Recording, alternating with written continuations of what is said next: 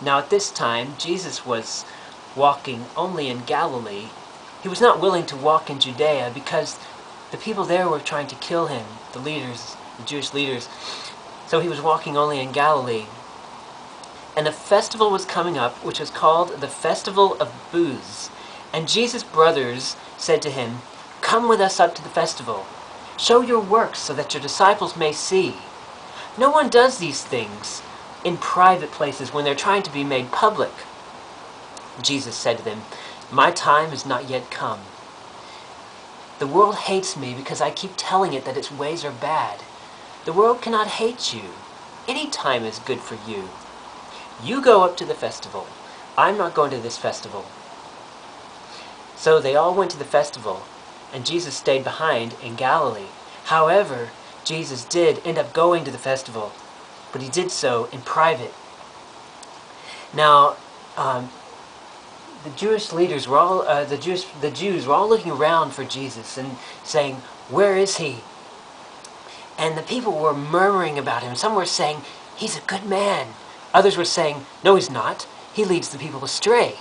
However, no one would say anything very loud because they were afraid of the Jews.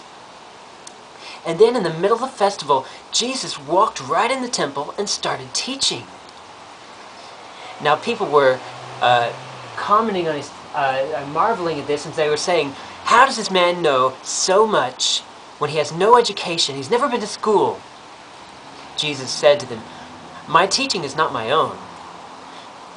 My teaching, if anyone is willing to do the will of him who sent me, then he will know that the teaching, whether or not the teaching comes from me or comes from him.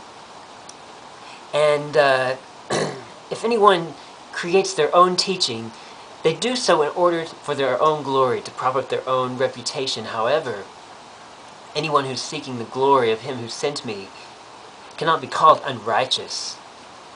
Did Moses not give you the law? How is it that none of you obey it? And why are you trying to kill me?" The crowd said, "You have a demon. Who is trying to kill you?"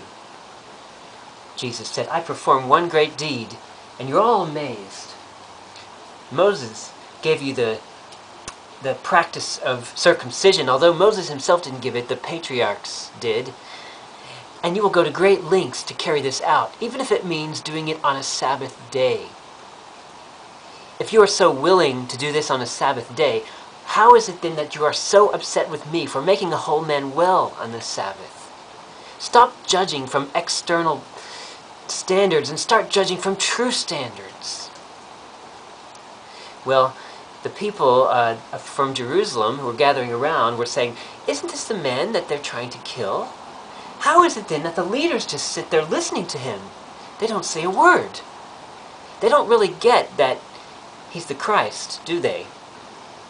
Of course, we know that when the Christ comes, no one is going to know where he's from. And as for us, we know where this fellow is from.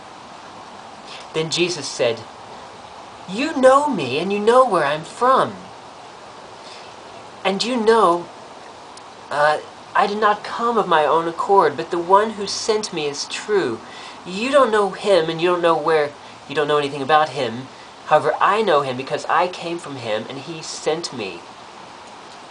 At this point, they tried to grab him, but they didn't because his time was not yet come. However, some people believed in him and said, "When the Christ comes, will he perform more miracles than this man has?"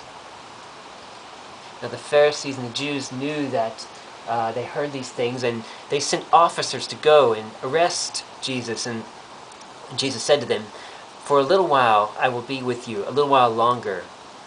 However, I will go back to the one who sent me. And you will look for me, and you will not find me. And where I go, you cannot come." So the people said, "Where's he going to go that we cannot find him? And we will look for him. Is he going to go to our people among the Greeks? He's not going to teach the Greeks, is he? What does he mean? You will look for me and will not find me, and where I'm going, you cannot come." Well, on the last and greatest day of the festival, Jesus got up And he said in a loud voice, "If anyone is thirsty, let him come to me and drink. Just as the scriptures say, from his innermost being will pour forth rivers of living water." Now Jesus was talking about the Spirit that all of his followers were going to receive. However, none of them have yet received it because he had not yet been glorified. However, people were saying about him, "This is truly the prophet." Others were saying, "This is the Christ." Still others were saying, "The Christ wouldn't come from Galilee, would he? We know that the scriptures say that he comes through the lineage of King David and through his own city of Bethlehem." And so there were these factions that were arising about who exactly Jesus was. And they all wanted to come down and arrest him, but nobody did. So when the guards or the officers came back to the Jews, they said, "Why didn't you get him? Why did you bring him?" And they said, "No one teaches the way this man teaches." And then they said, "Have you also been drawn in by him? Have you even known one Pharisee or teacher of the law to believe in him? As for this crowd, they don't know the law. They are under God's curse." At that point, one of them stepped forward, Nicodemus, who was the one who had gone to visit Jesus, and he was one of them, and he said, "Now isn't it true that our law requires that we hear from a man first before we judge him?" And they said, "Are you also from Galilee?